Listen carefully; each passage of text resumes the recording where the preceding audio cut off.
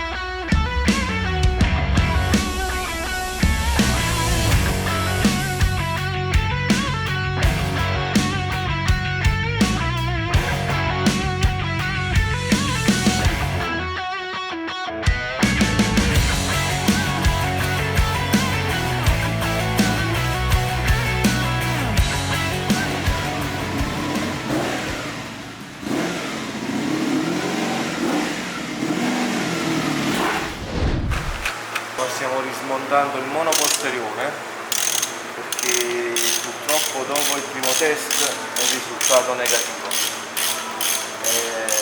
lo stiamo sostituendo